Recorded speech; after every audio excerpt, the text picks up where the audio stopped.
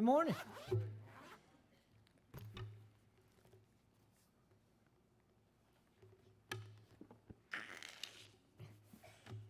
I have opened this before. Just not this chapter, huh? Exodus. Going back there. Starting chapter 14.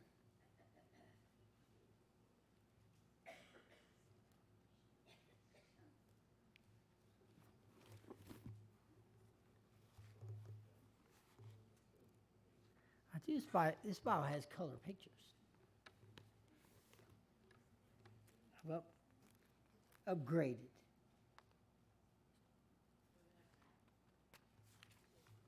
Let me see. Has a whole lot of other stuff.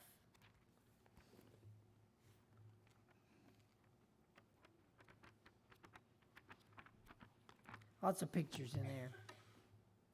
Some maps, some. Okay. Well, we've been talking about what? The Exodus, right? This is the, what? Moses has gone back into Egypt. God sent him there, right? To rescue the Hebrews nation, right? It's not the family anymore. It's a nation. Remember we talked about, was it last week or so, that their account was like 600 men, not counting children, which obviously makes the congregation a bit larger. Then they had that mixed community. Remember we talked about that? Those that are, they may have been Egyptian, may have, right? Yep. Fallen into the Jewish world. And some of them are troublemakers. And we'll find that out as we continue to go. But this week, probably one of the greatest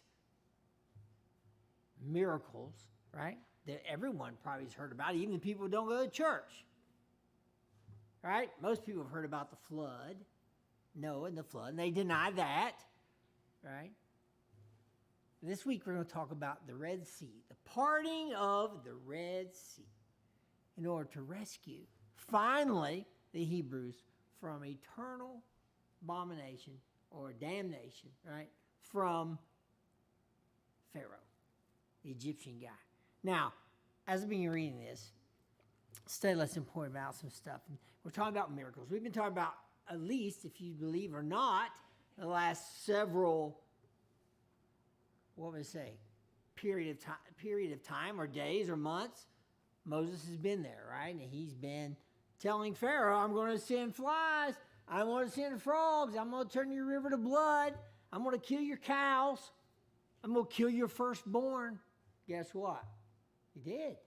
God did that. All those are miracles. If you believe it's just a circumstance or just a happened to happen in all the order after God told Moses, then I'm sorry. These are miracles.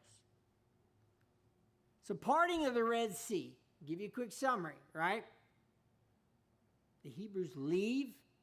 Pharaoh tells them to leave. Get out of here. Take your wife, take your kids, take your cows, cattle, which means anything eating grass, right?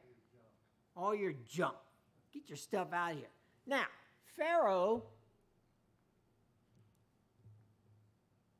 has kind of convinced himself that they're not really going to go very far, right? I mean, they're going to go, they just can't handle it, right? You're talking about 1 to 2 million people, which is a lot, right? So anyway, Pharaoh's going to, what? God's going to harden his heart again. Pharaoh's going to say, why did I do this? Let's go get those guys, okay?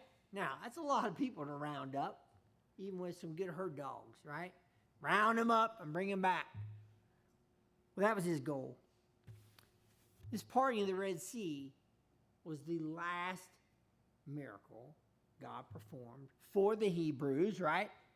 With regard to the Egyptians, right? They need out of there. God said, go. They went. Pharaoh said, why do we do this? They went down and camped by the sea. It so happened to be the Red Sea. Now, there's a whole lot of, every time God writes something down, someone has to debate about it, right? Sandy was telling me, she was teaching her Sunday school. I said, well, was it here? Was it here? Was it here? I said, I don't know. It's because the theologians don't know either. They don't know exactly on the map where it was, okay? But it was, and it was a lot of people. 1 to 2 million people are going to cross the Red Sea on dry ground in order to get away from Pharaoh. Now, let me restate that. On dry ground.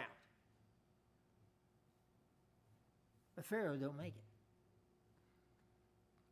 A great miracle. I'm going to read this. We're all going to get real close to this if you haven't read it already. Chapter 14, verse 1. But this topic talks about so-called last miracle, right? And let me ask a question to you guys, and who knows where we'll go with this, right? So is God still performing miracles? He is? Yeah. He does? He is. I'm walking proof of it. I knew Jim was here. He would raise his hand. You mean Jim? Let me ask you. Jim, it wasn't just medicine? No. It wasn't just medicine? No. They're doing things better today than they did 21 years ago.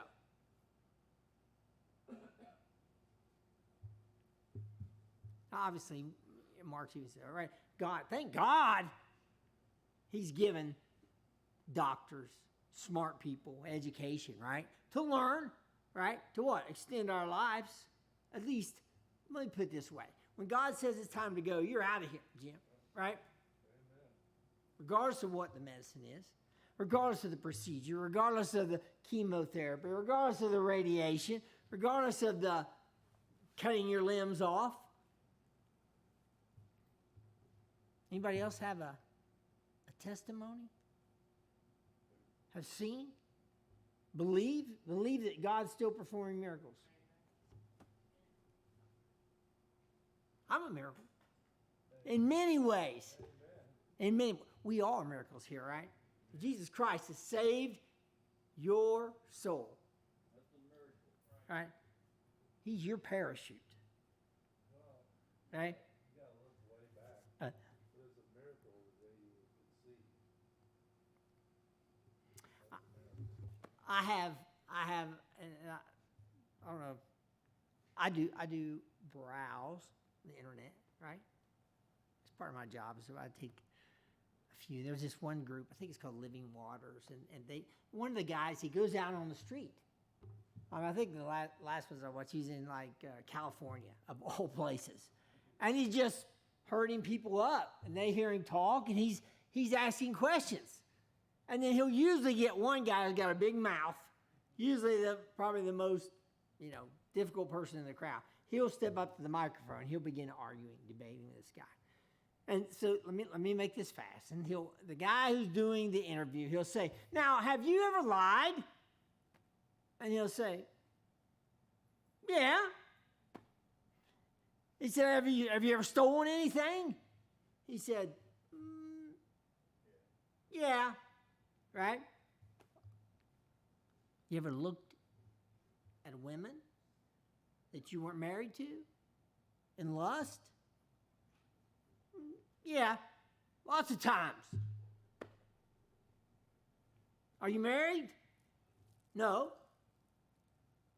Are you having sex with your girlfriend? Yes. Oh, you must be fornicating.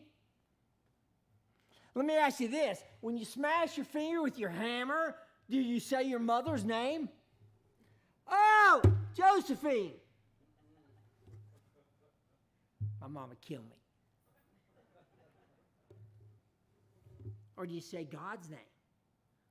Yeah, typically I say God a lot. So the guy interviews me, he says, so many words, he says, "So you're a liar, you're a thief, you're an adulterer, you're a fornicator, you're a blasphemer. If there is a God, would he let you in heaven?" Most of the responses are pretty accurate. Well, no. But they haven't been convinced, right, that God is real. So he goes on to debate with this guy, and one of the things he points out, I think I'm going to stop here, but he talks to him about being on an airplane, right? And standing on the edge, right? One guy with a parachute, one guy not, right? One guy freely jumps with his parachute, with no fear of, dying, falling to his death. And the other guy has hesitation. Now, would you not? If you had no parachute, would you jump out of a plane at 10,000 foot in the air? So he uses this example to describe these folks without having Jesus in their heart. The parachute being their forgiveness, their salvation from a prior life of sin, right? So I will stop there. But on the other hand, in his opinion, that parachute to him is the greatest miracle of all things. To be able to save all of us from those sins, right? That we still sometimes commit today. But we've been forgiven, right? We've been forgiven. That's the only thing we have that the lost person doesn't have. We have the parachute to save us.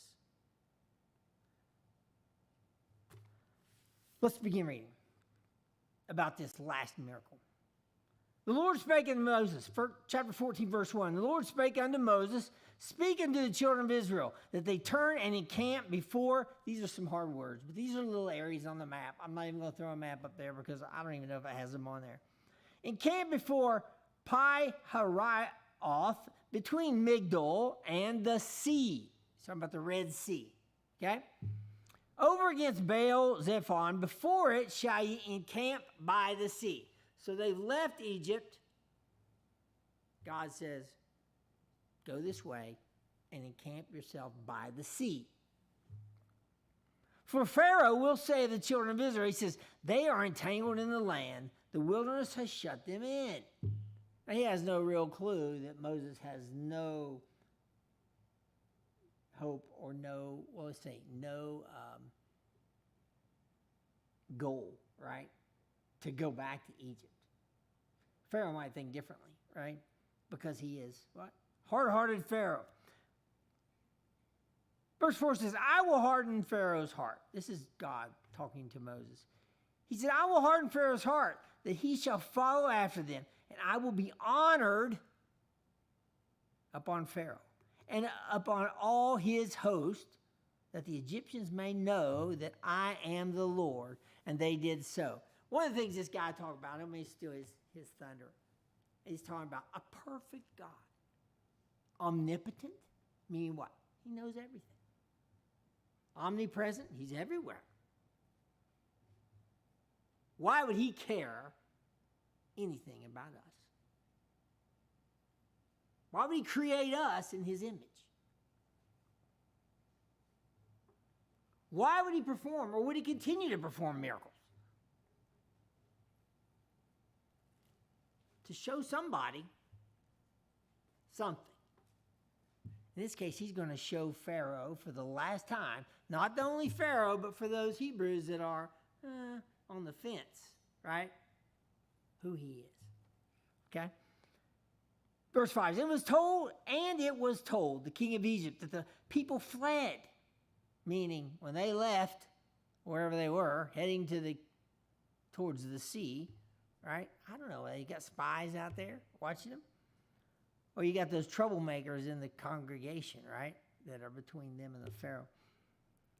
And the heart of Pharaoh and of his servants was turned against the people. And they said, why have we done this?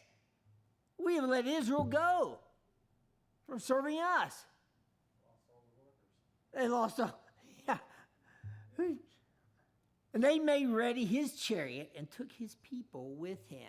Now, Sam, anybody know what a chariot is? Anybody watch the Ten Commandments movie or Ben-Hur or whatever they show them a picture.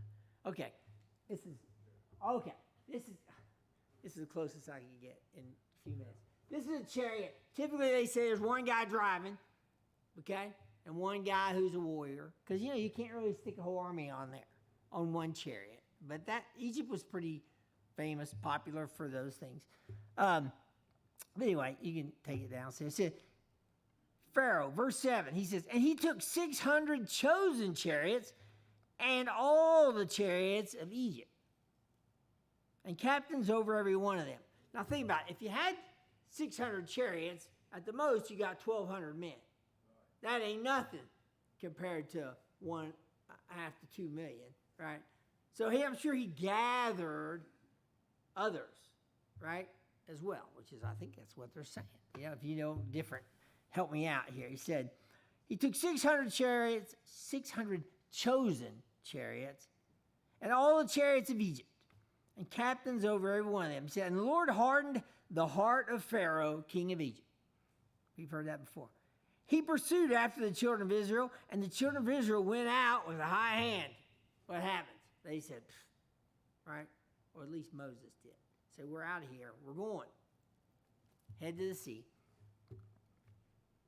But the Egyptians pursued after them, all the horses and chariots of Pharaoh, and his horsemen, and his army, and overtook them, encamping by the sea, beside Pi-Hahiroth,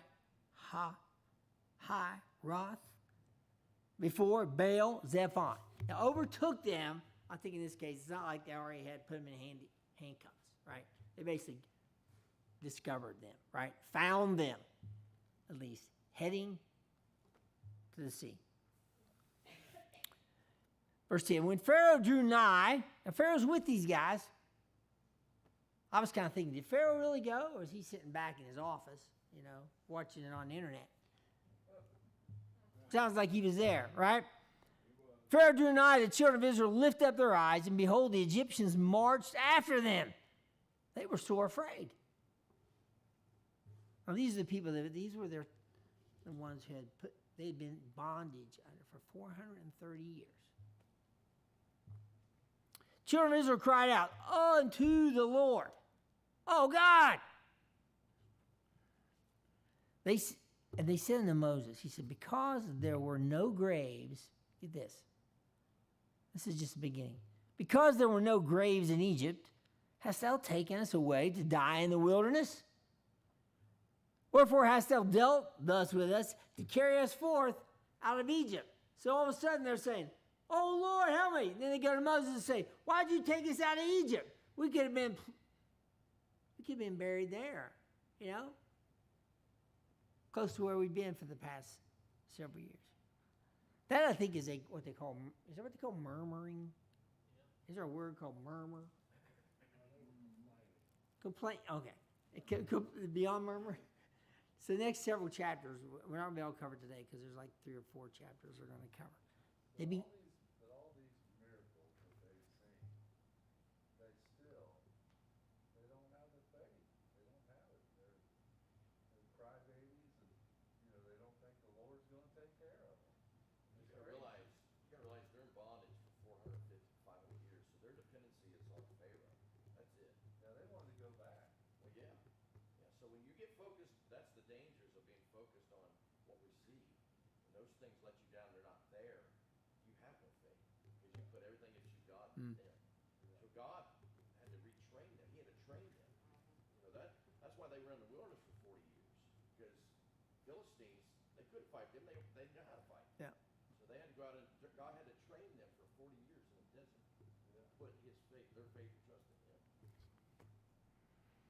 That's the way it'll be in the future. The mark of the beast will take place. Right. People are going to depend on the government for everything, and they won't want to stand up at first to the Right. mark of the beast. You agree? Yeah, history always repeats itself. Yeah. Always. Guarantee it. And they're exactly right. When the Antichrist comes, people's going to flock to him because he's going to do great things for them. He's going to supply their needs, going to give them everything they've got, going to give them health care. I mean, anything they need. They're going to love it. The problem is that's slowly going to replenish.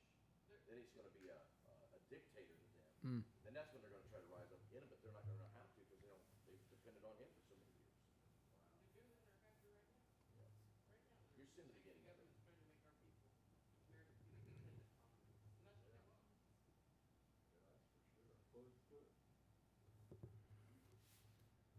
Good.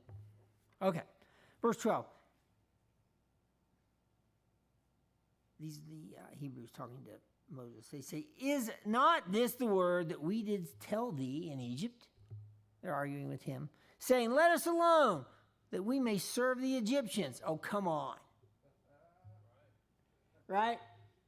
Remember they said, all right, you guys are making bricks. We're not bringing you hay anymore. You're going to go out and get your own hay. And make sure that by the end of the day, the number of bricks you make is the same or more than what you were making. Oh, I'd be careful what I say, because I'm probably a bigger whiner than they are. Let us alone that we may serve the Egyptians, for it had been better for us to serve the Egyptians than that we should die in the wilderness. Okay. But they prayed to God to get out of there. In a short amount of time, isn't it amazing how they forget what they hated in life? The way they were living? Yeah. Don't you think it's kind of peculiar that they were worried more about dying and being buried in the wilderness? What does that matter?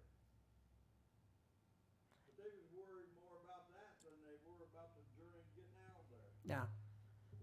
I don't know if I don't know whether it was the fear of being like massacred or crucified or killed, by a sword or a arrow or something like that. And obviously, I'm sure it was more than that, but there was definitely in that particular case, right? There was a yeah. That's all they were used to. They didn't know anything else. Mm-hmm. So when you're dependent on Pharaoh, he provided a burial place, he provided your food, everything, and it wasn't there. They're like, what do we do? Yeah. Let us go back here, because you brought us out here. These aren't right. But they roamed for 40 years, right? Not yet, they haven't, but they did. This is just a couple days later. Yeah. We're talking a short period of time here. They wanted back in their comfort zone. Yeah. Yeah. They got to the Red Sea and they could see no way that they could get across it. They were between a rock and a hard place, right? We can't go any further. We might as well go back to Egypt. You're right. But all, They provide in our nation today. It's the same thing. They provided the cell phone, the food, the housing, the money. It's the same thing. They just don't see it. Same thing. It does show, though, that they began to think like the Egyptians. It's a very Egyptian way of thinking to not be remembered after you die. Hmm. They began thinking like that after all that time, and that's where their mind was still. Wow. Well, that's good.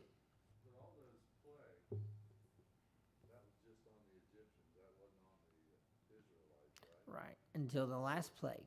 The last plague. Plagues. Excuse me? The Israelites seen that God had done, and here they are up against the Red Sea, and they still don't have any faith in God. Right. Have any faith. It's crazy. Yeah, remember Pharaoh went into the Hebrew nation. He said, well, how come their cattle aren't dead? All mine are dead. Yeah, but Brother Jim, you Yeah. look at our lives, God provides for us every day. Yes. But you let us go without something, we question God. Mhm. You let cancer come into our lives, we question God. We're the same way, just on a Mhm. different scale. Yeah. You're right. Gotta say, the Americans are spoiled awful. Yeah, if we take away all the stuff we get, man, we'd be crying too. This may be not the right thing to say at this time, but when we read the scriptures, we read about them murmuring and all the whining and this blah blah blah, and then we turn. What does it say? You point your fingers and you got three pointing back at you, right? I mean, you have to obviously. There's a reason this is written, right? It's not to beat up on the Jews, right? But in our own lives, right, we do the same thing, and we are doing the same thing to this day. And God continues to rescue us. Continues. Every day. All right. Verse 13. Continue to provide feedback. I'll just keep sharing what I have here. See, we'll never get done with today, but we're going to get what we need. And Moses said unto the people, he said, fear not. What? Stand still. Anybody heard that song?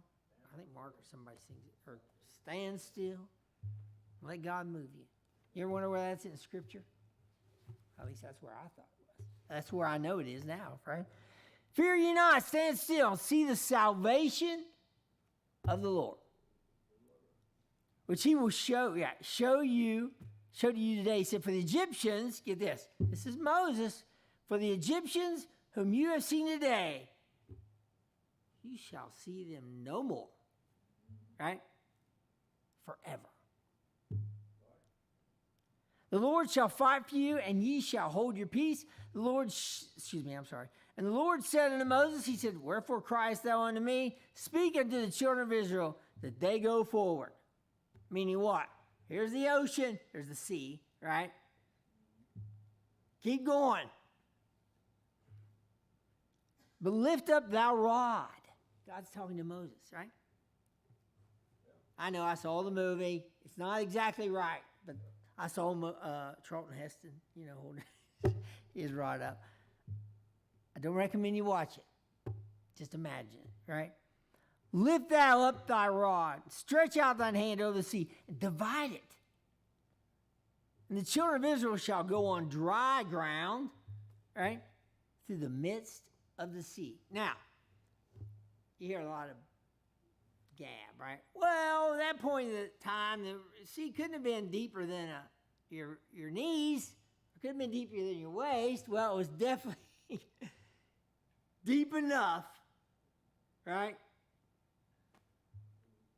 Let me finish. Deep enough and muddy enough that they'd sink in the mud. Yeah, get this.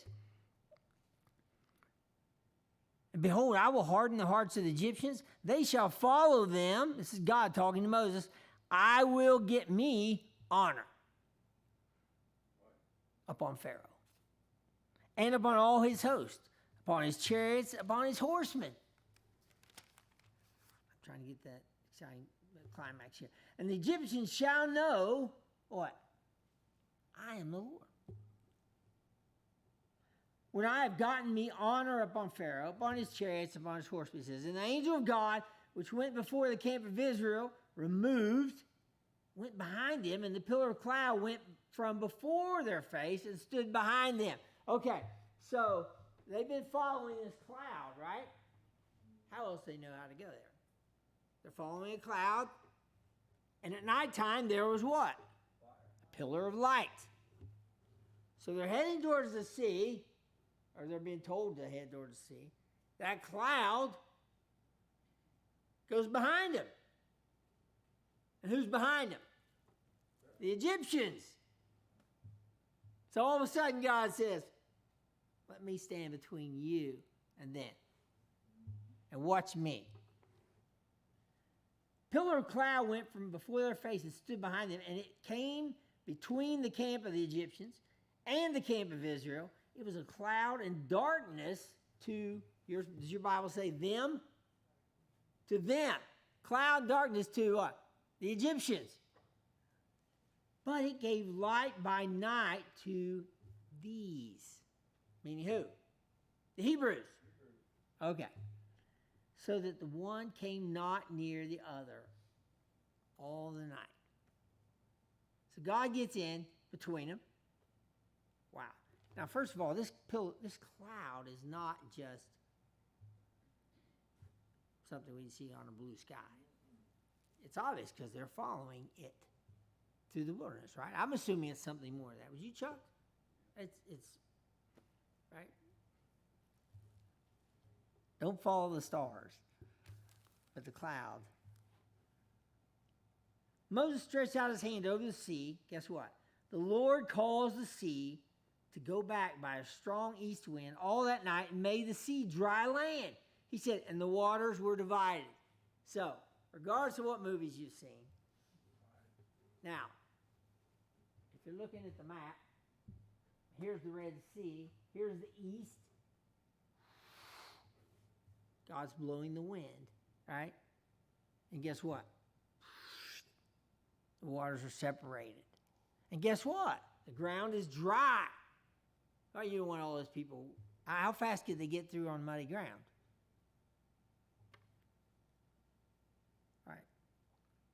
A wall to them on their right hand and on their left. you imagine? Could you imagine walking through a divided sea with walls on your left and right hand? How much more of a miracle, Jim, do we need? How much faith you got to walk down through there? There you go. Okay. The Egyptians pursued, went in after them to the midst of the sea, even all Pharaoh's horses. That means all of them, right? His chariots and his horsemen. So they say, head them up, move them out. We're going in. We're going after him. Yeah, that's it. That was your favor. Get this. Came to pass that in the morning watch, right, the Lord looked unto the host of Egyptians, right, through the pillar of fire and of the cloud, and troubled the host of the Egyptians. Get this. Took off their chariot wheels. I mean, their mode of operation, right? Now, I'm not making this up, right? This is the way it's written, so I don't get any credit for this.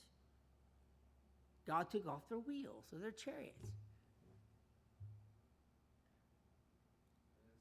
He took off their chariot wheels. They drave them heavily, meaning what? Yeah, you steward horses, you're going to get there regardless. So the Egyptians said, let us flee from the face of Israel, for the Lord fighteth for them against the Egyptians. So what? Now they're saying, oh my goodness, I'm out in the midst of this sea on this dry land, and these chariots that don't have any wheels, all of a sudden they all just fell off. And they're saying, something ain't right here. Okay. Here's the climax. And the Lord said unto Moses, he said, stretch out thine hand over the sea, that the waters may come again upon the Egyptians, upon their chariots, upon their horsemen. Now, assuming that Moses is already crossed, he's looking back, he's seeing them come. God said, shut the door. Now, that's why I say this water was only a knee-foot deep. It'd probably been a hard time drowning even 600 chariots of 2 men each. But, listen to the end. Moses stretched forth his hand over the sea, and the sea returned to his strength when the morning appeared, and the Egyptians fled against it, meaning what? Get the heck out of here, right? And the Lord overthrew the Egyptians in the midst of the sea.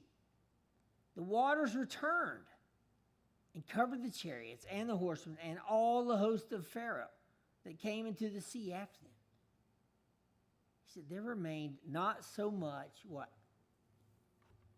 Not so much as one of them. Destroyed them all.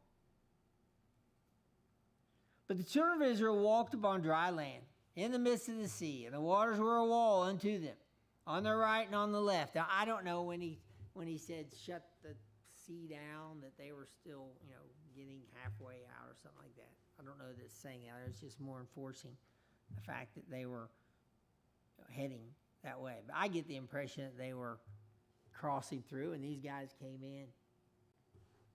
That's just my imagination, trying to make sense. Okay? Thus the Lord saved Israel that day out of the hand of the Egyptians. And guess what? Israel saw the Egyptians dead. Where? Up on the seashore. Israel saw that great work which the Lord did upon the Egyptians. And the people feared the Lord, believed the Lord, and his servant Moses. Finally they believed. Well, I found in that, what was written there, that the Lord was looking through the cloud and looking through the fire. And I'm like, well, he was the cloud and he was the fire. But it says he's looking, I guess at the Egyptians Yeah. and the Hebrews. I'm not that well educated. But one text I looked was, you may have referred to as Shekinah glory. You ever heard that used before? Somewhere I read it said that is how you interpret the cloud and the pillar of fire. Remember, I may have said this. Remember when they built the tabernacle and they had the holiest of holies, right? The deepest place in the tabernacle where God was, right? The Spirit of God was. Anybody just didn't walk in there, right? So I gathered, Jim, that spiritually speaking, he was as close to them as the Hebrews as they have ever been before, visibly, right? Through the cloud and through the fire. I've never seen that. Anything like that. Well, through the power of God. Right. No one was going to go through that cloud. They weren't going to go through that fire. Yeah. You know, that was his power. Yeah. Okay. Now, that was chapter 14. And this week's lesson included chapter 15, chapter 16, and chapter 17. Good job, Jay. And I am going to stop here, right? Because you should read those yourself. Let me just give you a quick summary. Chapter 15 is a celebration, right? It's like a song. Moses wrote a song. And we know he's a writer, right? He's written the first 5 books of the Bible. But he wrote a song, and they sang it to the praise of God and what he did to the Pharaoh, what he did to the Egyptians, destroyed them, wiped them out. The majority of chapter 15 is essentially that, okay, until the end. I'm going to read these last few scriptures because this will leave you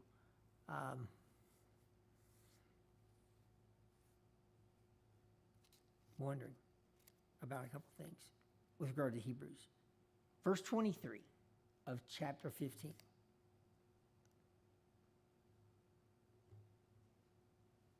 Let me start at verse 22. So Moses brought Israel from the Red Sea. They went out into the wilderness, sure, and they went 3 days, 3 days into the wilderness, found no water. They just left the salty sea. When they came to Marah, right, they could not drink of the waters, right, of Marah, for they were bitter. Therefore, the name of it was called Marah, right, which means, what is this, right? So I don't know how you taste this bitter, right? I do know that on those westerns, right, the scouts go out and they say, oh, that water's bad. Spit it out. Don't lead your cows in here. They'll lose the whole herd. I don't know exactly what that means, but the people murmured against Moses, saying, what shall we drink? He cried unto the Lord, and the Lord showed him, Moses, a tree. Showed him a tree. Which when he had cast into the waters were made sweet.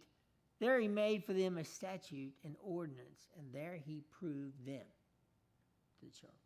And said, if thou wilt diligently hearken to the voice of the Lord by thy God, and wilt do that which is right in his sight, and wilt give ear to his commandments, and keep his statutes, I will put none of these diseases upon thee, which I have brought upon the Egyptians, for I am the Lord that healeth. Okay? Now, what that is this is the beginning of 40. They've been in the wilderness 3 days without water. Moses is already. Yep. So if you read 16 and 17, you'll see where God begins to provide daily measures of what they call manna and daily measures of quail in the evening time. So you have to read about that because I don't have time to tell you about it. I want to say something about that cloud. Okay. When the children of Israel were following the cloud, they had to look upon it.